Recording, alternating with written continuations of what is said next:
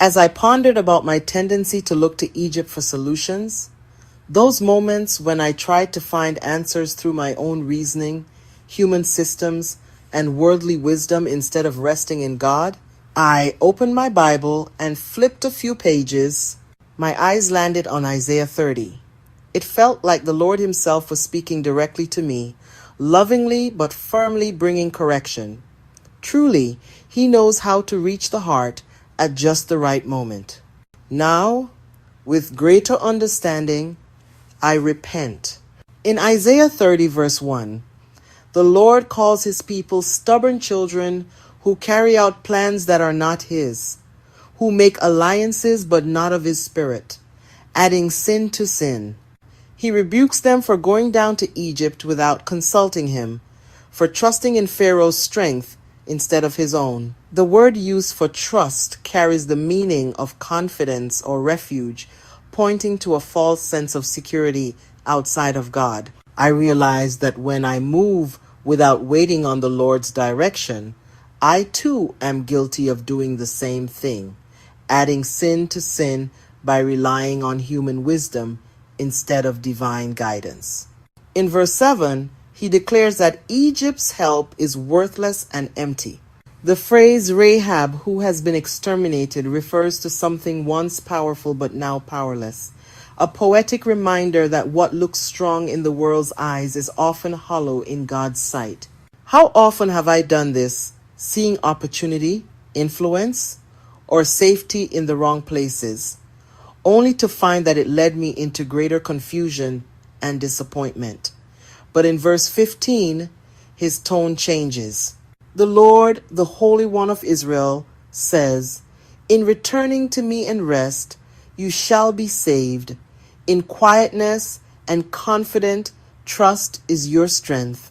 The word rest here carries a sense of repose and stillness, and trust means to be bold, secure, and confident. God was showing me that salvation isn't found in frantic effort or strategic maneuvering, but in surrender and stillness before Him. Yet, like Israel, there were times I was unwilling. I thought movement meant progress, that running would somehow prove my obedience, but the Lord showed me that running ahead of Him is still disobedience, even if the intention is right. Then, in verse 18, He reveals His heart again. Therefore the Lord waits to be gracious to you. That word waits means to long for, to look for, to expect. The very God I turned away from was waiting with patience and mercy, longing to show me grace. This truth broke me. Even in my misplaced trust, He was waiting for me to come back, to rest in His will again. So I pause now and say, Lord, I return.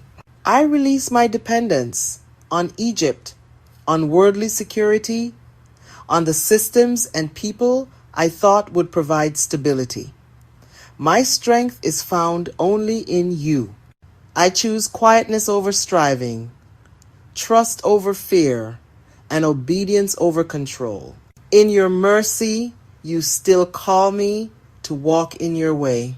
Your ears will hear a word behind you saying, "This is the way, walk in it," whenever you turn to the right or to the left, as written in Isaiah 30, verse 21. The voice behind me is Your Spirit guiding me. The path before me is Your will, and the rest within me is Your peace.